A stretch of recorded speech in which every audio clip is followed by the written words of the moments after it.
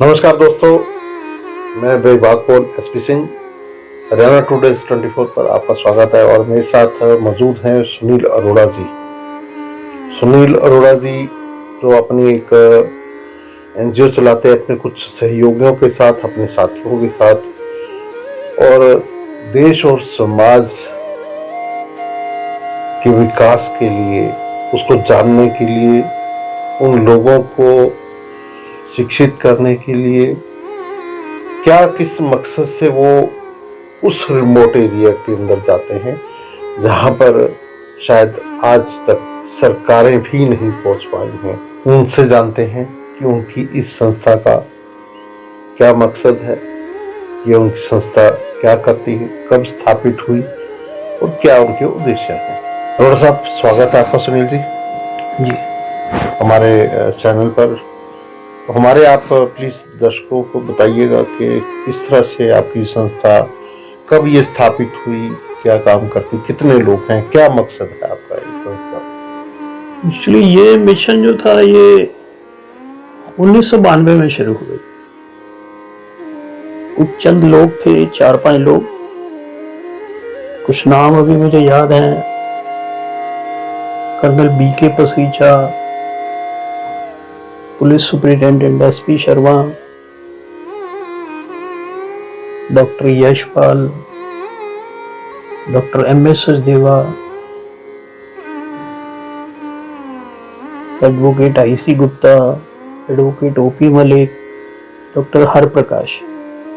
कुछ लोगों ने, हम लोगों ने मिलकर एक संस्था बनाई जिसका नाम रखा गया अम्बाला सिटीजन वेलफेयर काउंसिल।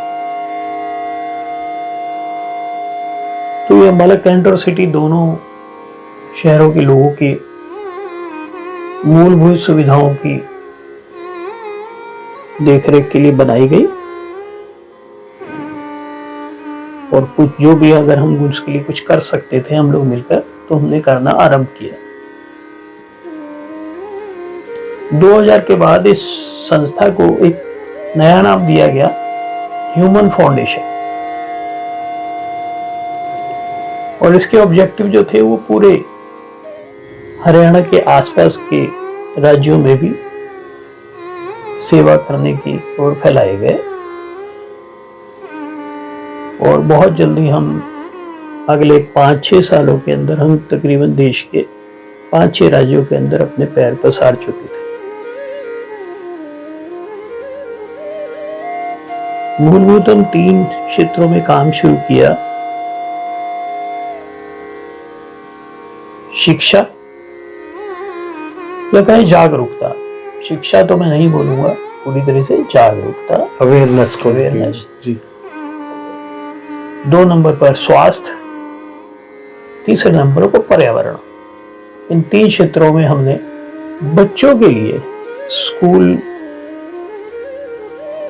स्कूली बच्चों के लिए काम करना शुरू किया। और माध्यम हमारे स्कूल थे।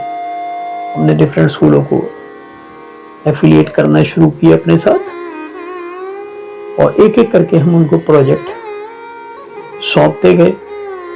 रिसर्च के साथ बनाए जाते थे प्रोजेक्ट। कोर कमेटी रिसर्च करती थी, उसके बाद प्रोजेक्ट बनाती थी और उसको आगे फॉरवर्ड किया जाता था डिफरेंट स्कूल्स में, और स्कूल उसको अपने लेवल पे इम्प्लीमेंट करते थे। और हम स्कूल की जो भी अगर उनको कठिनाई आती थी तो हम उसका निवारण करने में उनकी सहायता करते थे। तो यही एक मिशन अब तक आज 20-22 साल होने को आ गए हैं। ये मिशन चल रहा है बहुत अच्छी तरीके से। आज की तारीख में हमारे 23 प्रोजेक्ट हैं जो लगातार चलते रहते हैं स्कूलों के अंदर, उन्हीं 3 क्षेत्रों को कवर करते हैं। इसमें सर आप क्या कोई फाइनेंशियल हेल्प करते हैं या किस तरह का वो? जी नहीं, फाइनेंस हम बिल्कुल इन्वॉल्व नहीं करते हैं किसी भी तरीके से। हमारा केवल दिग्दर्शन, हमारा रोल सिर्फ दिग्दर्शन। और हमारे जितने ज्यादा सदस्य हैं वो अधिकतर बुद्धिजीवी क्लास है और वरिष्ठ नागरिक हैं जो जीवन का काफी अपना अनुभव ले चुके हैं। उसी को हम प्रयोग कर रहे हैं, उसको दोबारा से एक नई दिशा देने के लिए, ताकि आने वाली जनरेशन को उनका जो ज्ञान है, जो उनके अनुभव है, उससे उनको फायदा मिल सके। तो अब तक आप कितने क्षेत्रों में या किस तरह के क्षेत्र में क्या ऐसा प्रोजेक्ट लेके जाते, कोई रिमोट एरिया में गए हैं, दूसरे राज्यों में गए? भारतवर्ष एक ऐसा देश है जहाँ जी, इसको आप पूर्णतया विकसित नहीं कह सकते। किसी भी क्षेत्र के अंदर, हर राज्य में, हर क्षेत्र में, हर जनपद में, डिस्ट्रिक्ट के अंदर कोई ना कोई कमी आपको किसी ना किसी तरह की मिल ही जाएगी। तो ऐसा तो कुछ नहीं है कोई विशेष हम ऐसा कुछ करते हो कि विशेष क्षेत्र में जाकर हम कार्य करें, या कुछ ऐसा अपना एम बनाए कि वहीं पर जाकर काम करें, ऐसा नहीं है। जहां भी जो भी कमी मिलती है उसको देखते हुए नीड बेस से प्रोजेक्ट तैयार किया जाता है और उसके ऊपर काम करना शुरू किया जाता है। सारे प्रोजेक्ट तकरीबन आर्थिक रूप से आत्मनिर्भर होते हैं। जो भी हमारे प्रोजेक्ट करने वाले होते हैं उनको किसी प्रकार का भी फाइनेंशियल बर्डन आने नहीं दिया जाता। ये हमारी कोर टीम की, समझ लीजिए, सावधानी रहती है इसमें कि किसी प्रकार का किसी ऊपर फाइनेंशियल बर्डन ना आए, कि उसको आगे चल के किसी तरह से इस प्रोजेक्ट को करने में रुकावट पैदा हो। सेल्फ सस्टेनिंग है सारा प्रोजेक्ट, सारे सिस्टम जो है सेल्फ सस्टेनिंग है, अपने आप में से सब कुछ वो कर सकते हैं। डिजाइन ही ऐसा किया जाता है उनका। और उसके लिए मैं विशेष तौर पर हमारे जो साथी हैं, साथ काम करते हैं, उनका आभारी रहूंगा कि वो ऐसे ऐसे प्रोजेक्ट इस तरह के डिजाइन करते हैं कि जिसके अंदर हमें किसी प्रकार की कोई निर्भरता की आवश्यकता नहीं पड़ती। एक सुनील अरोड़ा साहब, आप हमारे दर्शकों को ये भी बताइए कि अब तक आप कितने राज्यों में, कैसे किन क्षेत्रों में जा चुके और वहाँ किस तरह की मुश्किलात का सामना आपने किया और वहाँ क्या प्रोजेक्ट किए हैं? हम उत्तर प्रदेश, उत्तराखंड, गुजरात, महाराष्ट्र, राजस्थान, ये राज्य हैं जहां पर हम अपना कार्य, हमारे जितने प्रकल्प हैं वो चल रहे हैं।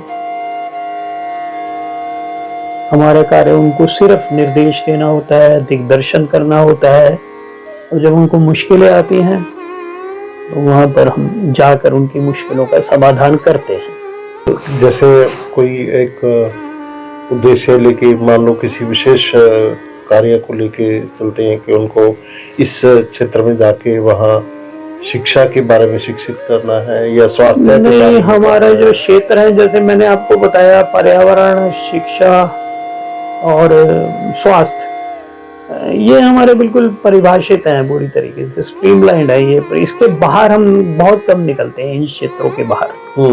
जो भी हमारे प्रकल्प है इन्हीं क्षेत्रों के ऊपर, इनके इर्द गिर्द ही सारे बनाए जाते हैं। यही इस देश की आवश्यकता है, मूलभूत यहाँ की जरूरत है, तो बेहतर होगा हम उसी के ऊपर काम करें। तीन चीजों को जब लेकर के आप रिमोट एरिया में मान लो गए हैं, जैसे उत्तरांचल है, बहुत ही रिमोट एरिया, पहाड़ी क्षेत्र है, जी, काफी वहाँ लोग, ऐसे एरिया है वहाँ पर, ऐसे गांव है कि लोगों को वहाँ आने जाने में ही काफी समय लगता है और वो आम लोगों के साथ कनेक्टिविटी नहीं रहती उनकी। नहीं, हमें प्रकृति की ऐसी समझ लीजिए कृपा रही है हमारे ऊपर कि हम जहाँ भी गए हैं हमारे को वहाँ सहयोगी मिल गए, लोकल सहयोगी कह सकते हैं जिसका। तो बाकी तो जो योजना थी हमारी थी, उनको उसको कार्यबद्ध करना, योजना को वहाँ के लोकल लोग भी कर सकते थे। तो पूरी तरह से वहाँ से सहयोग मिला और अपने हम जितने प्रकल्प थे उनको लागू करने में, वहाँ पे उसको एक शक्ल देने में कामयाब हुए। कई तरह की ये तीनों में ही बहुत सी ऐसी चीजें हैं जो हमारे को वहां पर फेस करनी पड़ती थी, तो हम किसी तरह साधन जुटाकर वहां करते थे और जितना भी हमारे सामर्थ्य में था हम उसके मुताबिक हम कार्य करते रहे।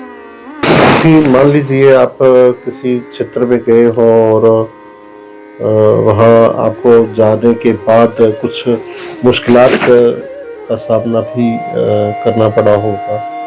नहीं भाटिया जी, स्पष्ट रूप से मैं कहूँगा हमारे रास्ते में मुश्किलें बहुत कम है,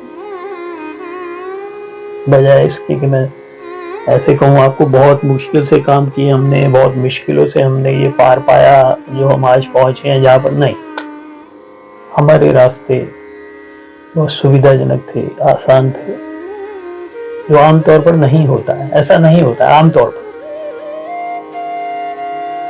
कुछ ऐसे क्षेत्र होंगे या लोग होंगे जो इन चीजों के साथ, ऐसी संस्थाओं के साथ कभी नहीं मिले होंगे और एक अजनबी लोगों से मिलना जुलना, और किस तरह से आप अपना परिचय देते हैं, उनके साथ मिलते जुलते हैं? नहीं, जैसा कि मैंने आपको बताया, हम स्कूलों के माध्यम से करते थे जो भी कार्य अपना करते थे।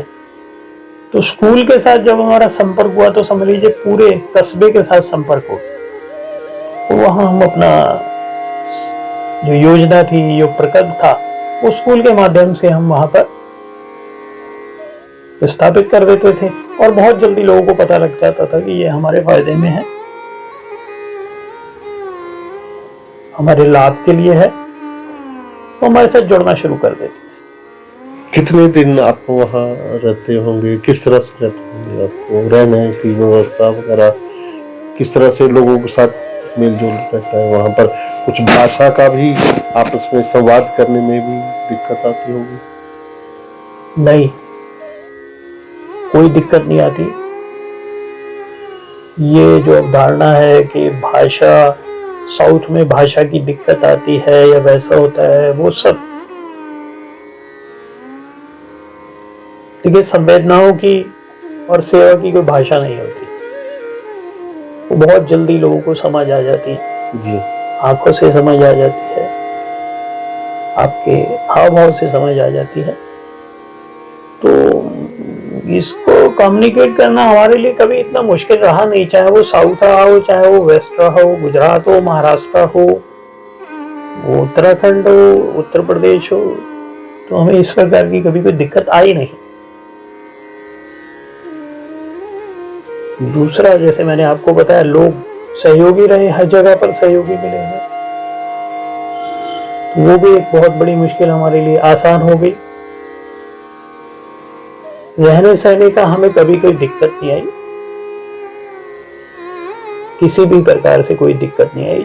जो आसपास कोई ना कोई ऐसा व्यक्ति हमें मिल जाता था जिस क्षेत्र में हम काम कर रहे होते थे, चाहे वो रिमोट हो, चाहे वो ट्राइब हो, ये जो सोशल माइंडेड होता था लोग, उनके द्वारा हमारी सब व्यवस्था कर दी जाती थी। ऐसी कोई अड़चन कभी हमारे को नहीं आई कि हम वहां पहुंच गए हैं, हमारे लिए कोई जगह नहीं है, कुछ ऐसा वहां रहने का स्थान नहीं है, बड़ी मुश्किल आ रही है, ऐसा कभी बहुत कम हुआ है। बहुत ही रेयर चांस में आप कह सकते हो, सरकमस्टांसेस में ऐसा कुछ हो पिछले 20 सालों में। जब आप अपना एक मकसद लेकर के उस रिमोट एरिया में उन लोगों तक जाते हैं, तब तक का जो आपका एक्सपीरियंस रहा आपकी संस्था का, क्या देखा आपने, क्या पाया आपने? लोग एकदम समझते हैं इस बात को, क्योंकि हम प्रोजेक्ट ही ऐसा लेके जाते हैं जो उनकी जरूरत होती है। सबसे बड़ी बात ये होती है, हम पहले रिसर्च के बाद ही वो प्रोजेक्ट को वहां पर लॉन्च करते हैं, तो एकदम लोगों को पता लग जाता है, अरे इसकी तो जरूरत थी हमें, तो हाथों हाथ सहयोग मिलना शुरू हो जाता है। जैसे आम हमारी शहरी सुविधाएं होती हैं, कुछ उस तरह की सुविधाएं वहाँ नहीं होती, किस तरह से मैनेज करते? नहीं, वो हम अभ्यस्त कर लिया हमने अपने आप को 92 से जब हम ऐसे काम कर रहे हैं, इस तरीके की काम करते हैं, तो हमने अपने आप को अभ्यस्त बना लिया है इन चीजों के लिए। हमारे लिए बहुत छोटी छोटी बातें होती हैं कि वहां पर हमें जैसी सुविधाएं ना मिले, हमें इस प्रकार की लग्जरी ना मिले,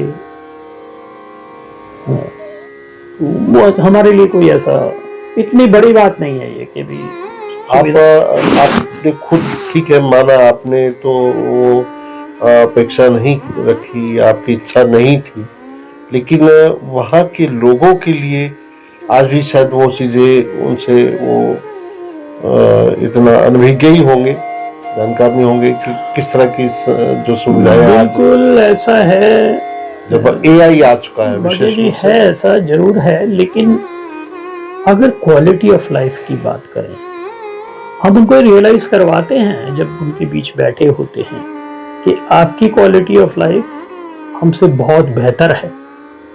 आप इस कॉम्प्लेक्स में मत आइएगा कि हम आपसे बहुत विकसित जगह से आ रहे हैं, बहुत हमारे पास सुविधा साधन बहुत है, लेकिन हमारी क्वालिटी ऑफ लाइफ आपसे बहुत कम है। जिस क्वालिटी ऑफ लाइफ को आप जी रहे हैं, हम तो उसका सपना ही ले सकते हैं केवल, चाहे वो पर्यावरण हो, चाहे वो स्वास्थ्य हो। अच्छा सर, ये जैसे मान लो आप वहाँ फील्ड में जब जाते हैं, आप ऐसे एक रिमोट एरिया में, वहाँ का जो माहौल होता है, वहाँ का जो जीवन यापन होता है, वो आम हमारे जो यहाँ शहरी माहौल है उससे बिल्कुल हटके होता है, उसमें काफी डिफरेंस होता है जी। तो जो आप वहाँ से सीखते हैं, पाते हैं, तो उसको आप किसी दूसरी जगह पे या वापस आके अपने दायरे में, अपने शहर में वहाँ उन लोगों को बताते, प्रेजित करते हैं। आप अपने प्रोजेक्ट को इस तरह से इसको कैसे एक्सप्लोर करते हैं? जी, हमारे जो सहयोगी हैं वो तो देखिए पूरी तरह, मैं और मेरे सहयोगी जितने हैं वो तो अपने आप को वहां से प्रेरणा लेकर, उन जगहों से प्रेरणा लेकर अपना जीवन काफी हद तक उनकी तरह ढाल चुके हैं। सिंप्लिसिटी हो गई, स्ट्रेस फ्री लाइफ हो गई, भाग दौड़ के जीवन से बचकर रहना, ठीक है, भौतिक साधनों की तरफ नहीं भागना, अपने जीवन में संचय ना करना, चीजें जितना हो सके उसको समेटने की कोशिश करना अपने जीवन को, तो हम तो लागू करते हैं। और लेकिन जहां जहां हम दूसरे शहरों में जाते हैं वहां भी लोगों को बताते हैं, देखिए वहां पर ऐसा है, वहां ऐसा है। हमारे पास वक्त नहीं है, उनके पास वक्त की कमी नहीं है। आपके पास वक्त नहीं है, पर लेकिन आपका वक्त कहाँ लग रहा है, ये सब कुछ तरीके से उनको बताया जाता है सारी चीजें, तो वो उनको, जिसने अपने जीवन में वो धारण करना होता है कर लेते हैं, इनको नहीं, उनकी कुछ अलग प्रायोरिटीज हैं वो नहीं कर पाते। अब तक का आपका सबसे बढ़िया क्या एक्सपीरियंस रहा, या कोई ऐसा जो आम तौर पर जीवन में नहीं होता कि वो चीज आपको दरपेश आई है? ऐसा तो कोई खास विशेष मैं नहीं कह सकता, लेकिन यही एक बहुत बड़ा हमारे लिए प्रभु की गौ प्रकृति की अनुकंपा है कि जितने भी हमारे प्रोजेक्ट हैं, 22-23 प्रोजेक्ट हैं, उसमें एक भी प्रोजेक्ट को पीछे मुड़कर नहीं देखना पड़ा, सभी अभी तक कामयाबी से चल रहे हैं। तब इसके लिए मैं ये आपको जवाब कैसे दे सकता हूँ कि कोई विशेष ऐसा रहा हो, सभी जगह एक जैसा रिस्पॉन्स है, एक जैसा अनुभव है, और सभी जगह हमारे प्रोजेक्ट्स को एप्रिशिएट किया जाता है। इसमें कोई विशेष अनुभव वाली बात मैं आपके साथ नहीं बांट सकता कि मुझे कुछ ऐसा विशेष लगा हो कि वो बहुत अच्छे थे। बहुत अच्छी बात सबको अच्छी लगती है कुल मिला। जैसे अभी आपने कहा कि आपके जैसे शुरुआत में भी बताया कि 3 मुख्य ध्येय हैं आपके उद्देश्य, शिक्षा, स्वास्थ्य और पर्यावरण। जी। लेकिन उसके बावजूद आपने ये भी एक बात कही है कि आपके 22-23 प्रोजेक्ट हैं, तो वो थोड़ा सा बताना चाहेंगे हमारे दर्शकों को?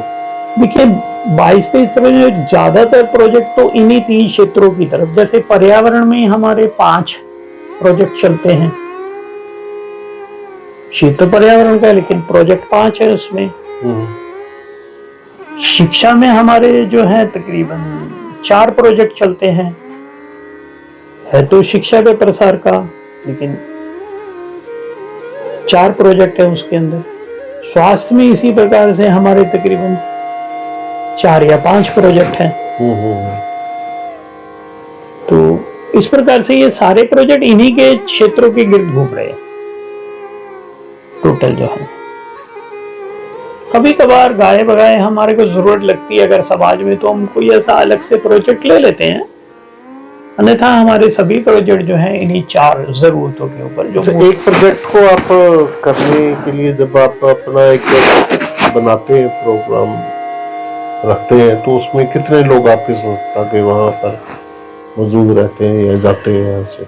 नहीं, हमारे देखिए हमारी संस्था में मौजूद रहना कुछ नहीं है, एक टीम बना ली जाती है, पैनल बना लिया जाता है, रादर टीम भी नहीं मैं बोलूंगा, पैनल बना लिया जाता है। वो पैनल जो है उसके ऊपर प्रोजेक्ट के ऊपर कार्य करना शुरू कर देता है। उसको कैसे कार्य रूप देना है, कैसे उसमें आती मुश्किलों को दूर करना है, और जहां तक एग्जीक्यूशन का काम है, उनको लागू करने का काम है जो प्रोजेक्ट्स को, वो हमारे स्कूल जो हैं उनमें हर स्कूल ने हमारे को कोऑर्डिनेटर दिए हुए हैं। 5 से 6 कोऑर्डिनेटर एक स्कूल ने हमें दिए हुए हैं, जो कि पूरी तरह हमारे उस प्रोजेक्ट के लिए काम करते हैं, स्कूल उस पर्टिकुलर स्कूल के परिप्रेक्ष्य में। हमारा ज्यादा काम, काफी काम जो है वो स्कूल टीचर जो है, जिसको हम कोऑर्डिनेटर बोलते हैं, प्रोजेक्ट कोऑर्डिनेटर, काफी काम जो है वो स्कूल कर देता है। लेकिन जैसे देखा जाता है कि रिमोट एरिया में आज भी बहुत सारे ऐसे गांव हैं, देहात भी क्या, वहाँ पर मुश्किल से सर इतने घर ही नहीं होते, इतने लोग ही नहीं होते हैं। जी जी।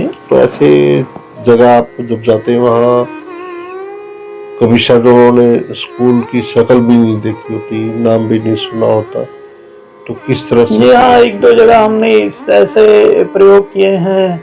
जो आप रिमोट एरिया की बात कर रहे हैं, उत्तराखंड में कुमाऊं में वो काफी ऊंचाइयों पर जाकर ग्लेशियर से थोड़ा सा पहले हमने कम्युनिटी स्कूल का प्रयोग आरंभ किया, और हमारे जैसे बहुत लोग वहां पर मिल जाते हैं। ऐसा नहीं है कि वहां वो बिल्कुल निसाए हैं, बिल्कुल बेसहारा है, ऐसा नहीं है। हमारे जैसे और भी बहुत लोग कार्य कर रहे हैं। IIT से छोड़कर चले जाते हैं वहां पर। हमें सिम्बायोसिस के लोग मिले, हमें MET के लोग मिले, वो जो पढ़ाई छोड़कर वो वहां पर सिर्फ कम्युनिटी सर्विस के लिए लगे हुए। तो उनको हमने प्रेरित किया कि भाई आप हैं तो ठीक है, आप कम्युनिटी स्कूल स्टार्ट कीजिए ना। यहाँ पर कोई स्कूल का सेटअप बनाने की जरूरत नहीं है, कोई सरकार से वो करने की जरूरत नहीं है। तो हमें सहयोग मिला, हमने ऐसे उनको आरंभ किया। बाकी जो उनको सहायता चाहिए होती है हम दे देते हैं समय समय पर, जिस प्रकार की चाहिए होती है। क्या लगता है कि अभी तक आपने इतने सालों में आपकी संस्था ने जो मकसद लेकर के चले थे, आप उसमें कामयाब रहे, और लोगों को क्या आप संदेश देना चाहेंगे? जी भाटिया जी, हम अपना रोल पूरा कर चुके हैं स्पष्ट रूप से। हमारे सभी साथी ये जानते हैं इस बात को। जहां तक आपने ये पूछा कहां तक पहुंचे, हमारा रोल पूरा हो चुका है। हम अजर अमर नहीं है, हमारा जितना काम था हम कर चुके हैं, उसको आगे वाली पीढ़ी जो है वही चलाए। और उम्मीद रखते हैं जैसे अब तक ये सब प्रकल्प चलते रहे सफलता के साथ, वक्त आगे भी आने वाली पीढ़ी के हाथ में सौंपेगा, इन प्रोजेक्ट्स को चलाए। और दूसरी बात, ये प्रकल्प नहीं है, ये मिशन है। ये इतनी आसानी से खत्म नहीं होने वाला, मिशन है, चलता रहे। इसमें आपको कभी सरकार की तरफ से भी कोई सहयोग मिलता है या आप लेते हैं या नहीं, हम सरकार से या किसी भी अन्य बाहर की किसी भी उससे कोई अपेक्षा नहीं रखते फंड वगैरह की, कोई इसकी। ये पहली बार हमने साबित किया है पूरे भारतवर्ष में कि ये सोशल सर्विस के लिए कोई पैसे की जरूरत नहीं होती, फाइनेंस की कोई जरूरत नहीं, बहुत छोटी चीज होती है। आप काम करना शुरू कीजिए, वो अपने आप आपके पास आना शुरू हो जाता है साधन। एक आम तौर पर जब हम कहीं जाते हैं तो भले ही हमारा एक अपनी संस्था का एनजीओ का एक मकसद रहता है, जैसे आपका भी आपने बताया एक मकसद एक एम था, तो उस एम के तहत ही आपने उसको अंजाम दिया। जी जी। लेकिन तो वो आप कर रहे हैं प्रोजेक्ट को, तो उसमें वहाँ की जो लोगों की उस आपके टॉपिक से हटके जब आपको दरपेश आती हैं, कुछ बातें आपके सामने आती हैं, कुछ मुश्किलात आती हैं, तो क्या उनको भी आप छूते हैं, उनको समाधान करने का प्रयास करते हैं? जी हाँ, अगर हमारे उसमें होती है, अगर वश में होती है, हमारे संसाधनों के उसमें पहुंच में होती है, तो हम जरूर करते हैं। लेकिन कुछ ऐसी समस्याएं या ऐसी चीजें भी होती हैं जो जिन्हें सिर्फ स्थानीय शासन या प्रशासन ही नहीं, उनको हम नहीं छूते, बिल्कुल नहीं छूते हैं। हम एक समझ लीजिए सामाजिक प्राणी हैं, तो जो समाज से संबंधित पूर्ण रूपेण जो सामाजिक समस्या है उसी की ओर ध्यान देते हैं हम, न कि प्रशासनिक, भौतिक या अन्य। एक आपने सबसे बड़ा मुद्दा जो इसमें 3 सब्जेक्ट आपने बताए थे, शिक्षा, स्वास्थ्य और पर्यावरण। तो शिक्षा स्वास्थ्य से भी ज्यादा अगर आज कोई महत्वपूर्ण और जरूरी जो आवश्यक है वो पर्यावरण है। काफी आज के हालात के मुताबिक हालात काफी बदल रहे हैं। बिल्कुल बिल्कुल। और इंसान उसको समझ ही नहीं पा रहा है। जी जी। वहां से निकल नहीं पा रहा है। उसके दलदल में वो पर्यावरण के प्रदूषण जो हो रहा है उससे में धंसता चला जा रहा है और हर तरफ एक तबाही सी बचने लगी है, हाहाकार होने लगी। लेकिन वो रिमोट एरिया आज भी उनसे बहुत दूर है, काफी अनछुए हैं, वहाँ काफी स्वस्थ है वहाँ पर देखा जाए पर्यावरण। फिर भी आप उनको उसके लिए जागरूक करते हैं या ऐसा कुछ देखने को मिलता है कि वहाँ भी कोई ऐसा चांस बन रहा है कि माहौल कुछ उनको वो भी प्रदूषण होने के आसपास पहुंच रहे हैं? हाँ बिल्कुल, आसपास पहुंच रहे हैं। उनको पहले से जागरूक किया जा रहा है कि आप बच सकते हैं, कुछ ऐसी सावधानी रखेंगे तो। एक विकास के नाम पर भी जो है वो विनाश है। हाँ जी, विनाश है, वो उनको बताया जा रहा है। लेकिन ये थोड़ा सा मुश्किल काम है, क्योंकि जैसे आप कुमाऊं की बात लें, गढ़वाल की बात लें, तो हमें बैठे बैठे यहाँ नजर आता है कि अरे 4 लेनिंग हो रही है और वहाँ सब जंगल कट रहे हैं और ये सब विनाश हो रहा है, वहां पर पूरी इकोलॉजी को बर्बाद किया जा रहा है। लेकिन वो लोगों के माथे पे शिकन नहीं है इसके लिए। वो तो कहते हैं हमारा तो टूरिस्ट का रास्ता खोल रहा है, हमारी इनकम बढ़ेगी, भौतिक विकास हो रहा है हमारा, यहाँ पर पर्यटक आएगा तो हमारे को आय का साधन बनेगा। वो तो इससे खुश हो रहे। अब इसके लिए तो हम कोई ऐसा वो जागरण मंच नहीं चला सकते ना कि भाई नहीं आप गलत सोच रहे हैं और ऐसे कीजिए। तो उनकी अपनी जैसा वो। इसमें आप नेगेटिव और पॉजिटिव कैसे देखते हैं दोनों चीजों को? नहीं देखिए, ये थ्योरी ऑफ एवोल्यूशन है। विकास होगा तो विनाश तो होगा, इसको हम नहीं रोक सकते। लोगों को आज जागरूक होने की आवश्यकता। और विनाश होगा तो विकास होगा, ये तो बड़ी सीधी सी बात है। नई शुरुआत चाहिए तो पहला तो विनाश होना जरूरी है ना, जब तक आ चुके। इसको लिए हम इतनी चिंता को इसको इतना चिंता का विषय नहीं बनाते हैं हम लोग, जो हमारी संस्था है। ठीक है, जैसा हो रहा है देने को। अभी मैं काफी आपके सामने बहुत अच्छे मैसेज दे सकता हूँ, बड़े धुले नपे तुले, लेकिन नहीं ऐसा नहीं। ये प्रकृति है, इसको जैसी चल रही है चलने दिया जाए। जो अपना योगदान है, जो वो किया जाए आदमी के पास, जो उसके संसाधनों में, जो उसके साधनों में है, सीमित रूप से आदमी कर। हर व्यक्ति को ये चाहिए जो भी अपना योगदान दे सकता है मानवता के लिए, प्रकृति के लिए, करे। चलिए, बहुत बहुत शुक्रिया आपका सुनील अरोड़ा जी। हमारे इस चैनल पर आपने हमारे दर्शकों को अपने विचारों से अपनी संस्था के उन उद्देश्यों और मुद्दों के बारे में बताया, किस तरह से आप आज के युग में इस बढ़ते विकास और विनाश से अवगत करवाया अपने विचारों से, और लोगों को शिक्षित करने का जो काम आज हमारे चैनल के माध्यम से किया है, इसके लिए आपका बहुत बहुत आभार। और हम चाहेंगे कि आप इस इंटरव्यू को ज़्यादा से ज़्यादा देखें और सोचें और समझें किस तरह से हमारे अतिथि ने आज अपनी एनजीओ के माध्यम से की गई सभी उन गतिविधियों के बारे में बताया।